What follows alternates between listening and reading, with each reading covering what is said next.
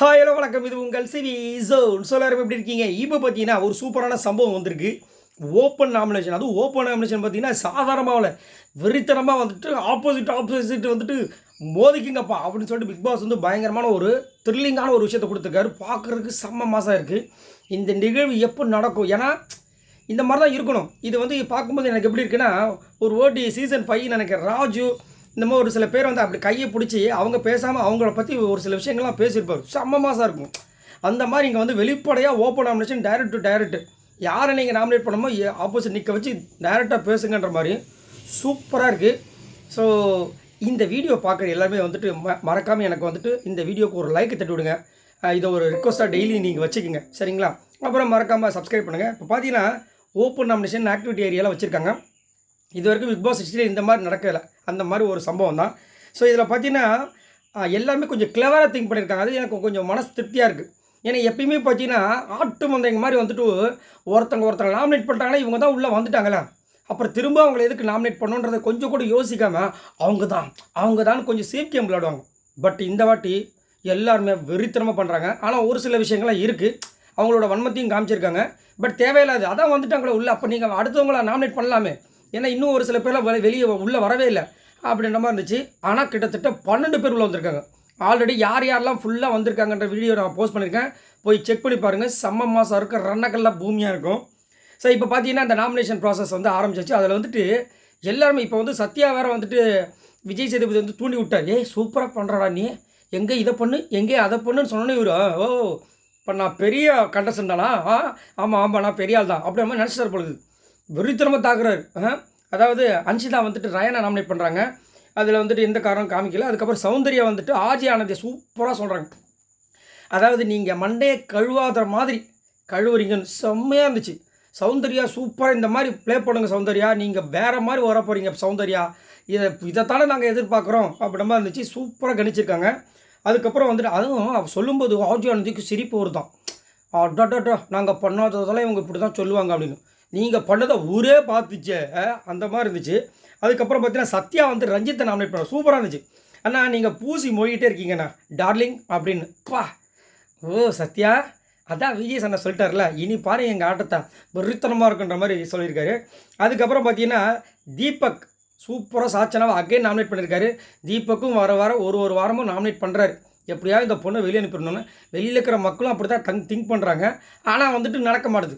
அப்பா நடுவில் வந்துட்டு மீடியேட் பண்ணி நின்றுட்டு அதெல்லாம் முடியாது, என் பொண்ணை நான் வீட்டில் தான் வச்சுப்பேன் அப்படின்ற மாதிரி வந்துட்டு பண்ணிகிட்ருக்காரு. சூப்பராக என்ன சொல்கிறேன்னா, உங்களோட சைல்டிஷ்னஸ் இருக்குல்ல, அதை கொஞ்சம் நீங்கள் வெளியே வந்துடுங்க, அதுலேருந்து கொஞ்சம் வெளியே வந்துடுங்க. சுத்தமாக நல்லா இல்லை. அதாவது உண்மையிலேயே சைல்டிஷ்னஸாக ஒரு சில பேர் இருப்பாங்க. இப்போ எனக்கு இன்னொரு கேள்வி இருக்குது.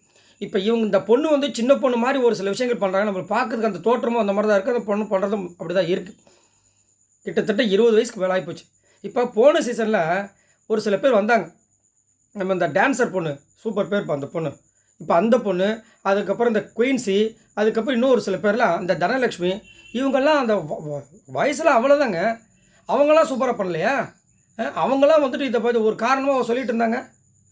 இன்னமும் இந்த பொண்ணு மட்டும் தான் உலகத்துலேயும் சின்ன பொண்ணுன்ற மாதிரியும்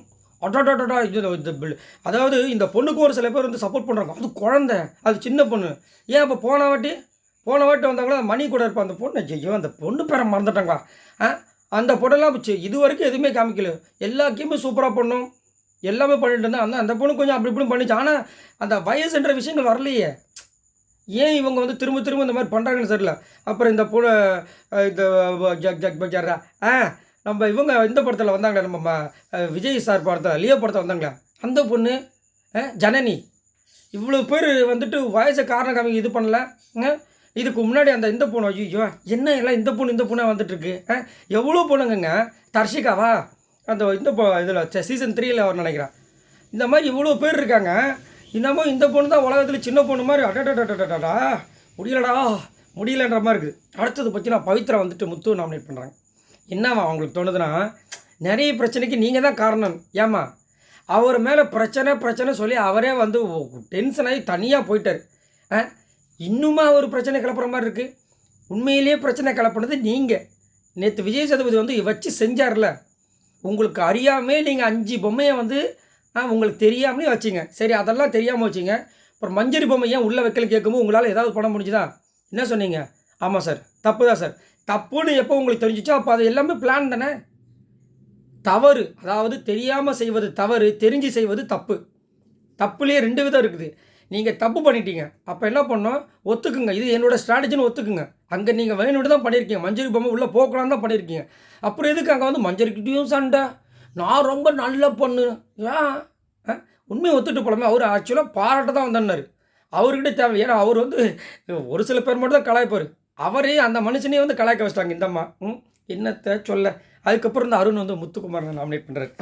அது தெரிஞ்ச விஷயம் தானே. அவருக்கு வந்துட்டு முத்து மேலே இப்போ ஒரு லவ் வந்துருச்சு. அவர் வந்து என்ன சொல்கிறாருன்னா, மற்றவங்கள மனிப்புலேட் பண்ணுறீங்கன்னு உங்களை வந்து நாமினேட் பண்ணுறான். மற்றவங்களை இவர் வந்து மனிப்புலேட் முதல் நீதிமான், நேர்மை, என் ப்ரொஃபஷன் மேலே சத்தியம் பண்ணுறேன் அப்படிலாம் பேசுனீங்களே, திருட்டுத்தனமாக ஒரு பிரியாணி செஞ்சு சாப்பிட்டீங்களே, உங்களுக்கெல்லாம் கொஞ்சம் வெக்கமாக இல்லையா அப்படின்னு தான் மக்கள் கேட்குறாங்க. ஏன்னா அதாவது நான் வந்து எவ்வளோ கஷ்டப்பட்டு இந்த கிச்சனில் ஒருத்தருக்கும் சாப்பாடு இப்படி கரெக்டாக போடணும்னு நினச்சேன். அப்படி இப்படி பில்டப் கொடுத்தீங்களே. இப்போ நேற்று வந்துட்டு இந்த விஷயங்கள் காமெடியாக போனதால நீங்கள் நல்லவங்க கிடையாது. நீங்கள் மட்டும் இல்லை, உங்கள் குரூப்பில் இருக்கவங்க யாருமே நல்லவங்க கிடையாது. இது வந்து காமெடியாக போயிடுச்சு, அங்கே யாரும் இப்போ மக்கள்லாம் வந்து தப்பாக நினைக்கல போலக்கு நீங்கள் மனக்கணக்கு போட்டுட்ருக்கீங்க. அது மனக்கணக்கு கிடையாது. அது வந்து வேறு மாதிரி பொய் கணக்கு. வெளியில் மக்கள் எல்லாமே செம்மகானில் இருக்காங்க. இதில் வந்து இவர் வந்து மனிப்புலேட் பண்ணுறாராம். சார் சொல்கிறாரு, நீங்கள் பேசுகிற டப்பு கிட்டப்பா பா ஒருத்தர் சூப்பராக ட்ரெண்ட் பண்ணி விட்ருக்காரு. அந்த சாங்கை ரெடி பண்ணுவார் பாருங்க அவர். இவர் வந்துட்டு பேசிகிட்டு இருக்கார் பேச்சு. அப்புறம் வந்துட்டு ரஞ்சித் வந்தது மஞ்சரியை நாமினேட் பண்ண. அது நேற்று தெரிஞ்சு போச்சு. ஏன்னு சொல்லுங்கள்? மஞ்சரி வந்துட்டு ரஞ்சித்தை வந்துட்டு நாமினேட் பண்ண நினைக்கிறேன். அதேமாதிரி ஆஜய் ஆனந்தியும் வந்துட்டு ரஞ்சித் சார் போன வாட்டி அந்த சீண்டி விட்டதுனால, அது மட்டும் இல்லாமல் நேற்றே வந்து விஜய் சேதுபதியும் வார்னிங் கொடுத்தார் ஸ்பெஷலாக.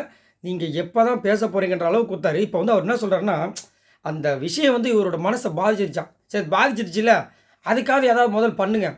எதுவுமே பண்ணாமல் மிச்சர் மாதிரி மண் மாதிரி இருக்காதிங்க. அதுதான் நம்மளோட கருத்து. பார்க்கலாம் என்ன பண்ண போகிறாருன்னு. அதுக்கப்புறம் பார்த்தீங்கன்னா அன்ஷிதா வந்துட்டு மஞ்சரியை தாக்குறாங்க. என்னென்னா மஞ்சரிக்கிட்ட ஃபுல்லாக நெகட்டிவ் தான் இருக்கான். அப்படிங்களா மேடம்? மேடம் கிட்ட எப்படி எல்லாமே ஃபுல் பாசிட்டிவ் தானே? ஏன் மஞ்சரிக்கிட்ட நெகட்டிவ் வந்துச்சு தெரியுங்களா? அதாவது ஒரு சில கேரக்டராக இந்த பிக் பாஸ் வீட்டில் இருக்காங்க. எப்போ அவங்கள சீண்டுறோமோ அப்போ திரும்ப சீண்டுவாங்க. ரஞ்சித் சார் ஃபஸ்ட்டு நீங்கள் நல்லா பாருங்கள். ரஞ்சித் சார் வந்து எல்லாரையும் தங்கம் டார்லிங் அப்படி தான் பேசுவார். ரஞ்சித் சார் இந்த நாமினேஷன்லேயே ஏதாவது ஒன்று சொல்லிட்டிங்கன்னு வச்சுக்கோங்க, அப்படியே அவங்க ஆப்போசிட்டாக மாறிடுவாங்க. அப்படி எதிரியாக பார்க்க ஆரம்பிச்சிடுவார். அந்த மாதிரி இப்போ அன்ஷிதா ஒரு இதுவங்க. ஏன்னா போன வாட்டி என்ன சொன்னாங்க, மஞ்சரி சூப்பராக இவங்க வந்து இவ்வளோ நாளாக வந்துட்டு நான் ரொம்ப பண்பானவள், அன்பானவள், பாசமிக்க நேசமிக்க ஒரு ஆன்மாவை, புனித ஆன்மாவை காமிச்சாங்க. ஆனால் அவங்களுக்குள்ளேயும் வன்மம் இருக்கிறது நேற்று தெரிஞ்சிருச்சுன்னாங்க. சூப்பராக சொன்னாங்களே, மைண்டில் ஏறிக்கிச்சா. இனி எங்கெல்லாம் சான்ஸ் கிடைக்குதோ அங்கெல்லாம் பண்ணுவாங்க. அதே மாதிரி ஜாக்லின் நல்லா நோட் பண்ணி பாருங்கள். 2 பேரும் பெஸ்ட்டு ஃப்ரெண்ட்ஸாக இருந்தாங்க. அந்த இதில் மஞ்சரிக்கு இவங்க சப்போர்ட் பண்ணாங்க தெரிஞ்ச உடனே, இந்த பொண்ணுக்கு வந்துட்டு சப்போர்ட் பண்ணலன்னு தெரிஞ்ச உடனே ஜாக்லின் மேலே செம்ம கோவம். அவ்வளோ கோவம் வந்தாங்களா நேற்று விஜய் முன்னாடி அதை காமிக்க வேண்டியதுனே. உடனே அப்படியே ஃப்ரெண்ட்ஷிப் பண்ண மாதிரி இதெல்லாம் நாங்கள் பார்த்துட்டோம். ஜாக்லின் வேணால் வந்துட்டு இந்த பொண்ணை நம்பலாம், மஞ்சரி அன்ஷிதாவை. ஆனால் அன்ஷிதாவை நம்பவே கூடாது. பயங்கரமான ஆளுன்றது அவங்க நம்மளுக்கு வந்து எப்போ வந்து அவ்வளோ அடமெண்ட்டாக ரெஸ்ட் ரூமுக்கு போக முடியல, இருந்தாலும் மஞ்சரி பொம்மை உள்ளே போகக்கூடாதுன்னு நினச்சாங்க பாருங்க. அதுலேயே தெரிஞ்சிருச்சு உங்கள் புட்டு வெளியே வந்துருச்சுமா. அதே மாதிரி பார்த்தீங்கன்னா முத்து வந்துட்டு பவித்ரா நாமினேட் பண்ணுறாரு. என்ன சொல்கிறாருன்னா, வெளிப்படைத்தன்மை இல்லாத ஒரு காரணத்தால் உங்களை நான் நாமினேட் பண்ணுறேன்றார். உண்மை, ஒரு வெளிப்படைத்தன்மை சுத்தமாக கிடையாது. நேற்று அவ்வளோ தூரம் கேட்குறாரு, அழுவுறீங்க, சத்தியம் பண்ணுறீங்க, என்னென்னமோ பண்ணுறீங்க, ஆனால் கடைசி வரைக்கும் ஒத்துக்க மாட்டேறீங்க பார்த்தீங்களா. ஆனால் உங்களால் 5 பேர் போயிட்டாங்க கேமில், உங்களால் 5 பேர் போகிறாங்க, ஆனால் நான் எதுவுமே பண்ணலன்றீங்கன்னா என்ன அர்த்தம்? அவ்வளோ தூரம் கேட்கும்போது அதே மாதிரி சரி எல்லாத்துக்குமே ஆமாம் தெரியலன்னு சொன்னாலும் பரவாயில்ல, மஞ்சரியோட பொம்மையை நீங்கள் வச்சுக்கிட்டு நிற்கிறீங்க, அது பச்சையே தெரியுது. அப்போ அதுக்கு பேர் என்ன? அது கேம் தானே. எல்லாம் பிளான் பண்ணி பண்ணிட்டீங்க, வச்சார் ஆப்பு. அதுக்கப்புறம் வந்து பார்த்தீங்கன்னா சௌந்தர்யா வந்து ஆனந்தி ஆல்ரெடி சொன்ன மாதிரி ஆயிடுச்சு. அதே மாதிரி அதுக்கப்புறம் ஜாக்ல வந்து ராணுவ சொல்கிறாங்க, என்னென்னா நீ புரியாத மாதிரி வந்துட்டு நான் நிறைய இடத்துல நடிக்கிற மாதிரி இருக்குது அப்படின்ற மாதிரி சொல்லி அவரை நாமினேட் பண்ணி இப்போ கடைசியில் பார்த்தீங்கன்னா மறுபடியும் பார்த்தீங்கன்னா மஞ்சரி வந்துட்டு வீட்டில் இருக்கிற எல்லாராலும் ரசிக்கப்பட்ட ஒரு ஆன்மாவாக வந்துட்டு 6 ஓடு வாங்கியிருக்காங்க. 6 பேர் வந்துட்டு டைரெக்டாக நிற்க வச்சு செம்மாடி வச்சுருக்காங்க.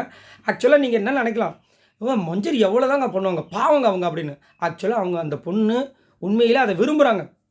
அதை வந்து நேற்றே வந்து நைட் வந்து தீபக் கிட்ட வந்து நம்ம முத்துக்குமார் சொல்லியிருப்பேன். அந்த வீடியோ நான் ஆல்ரெடி போஸ்ட் பண்ணிக்க, போய் பாருங்கள். இதை வந்து உண்மையிலே விரும்புகிறாங்க. இந்த மாதிரி நிறைய பேர் என்னை வெறுக்கணும்னு விரும்புகிறாங்க. இந்த பிக் பாஸ் வீட்டோட வில்லியாக நான் இருக்கணும்னு விரும்புகிறாங்க. போதுங்களா, அதை போய் பாருங்கள், பார்த்தா தெரியும். அதுக்கப்புறம் ஆர்ஜி ஆனந்தியை வந்து பிடிச்சி போட்டாங்க 4 ஓட்டு. அதுக்கப்புறம் முத்துக்குமாரன் போட்டு போட்டாங்க. ஏன்பா போன மாதிரி என்ன நீ, நாங்கள்லாம் வந்துட்டு இருக்கோம், நீ மட்டும் நான் உள்ளவா அப்படின்னு சொல்லிட்டு 4 பேர் ஓட்டு போட்டு விட்டு அதுக்கப்புறம் தான் கிளவராக திங்க் பண்ண விஷயங்கள்லாம் வருது. சரி 6 போட்டாச்சு, 4 நாள் வந்தாச்சு.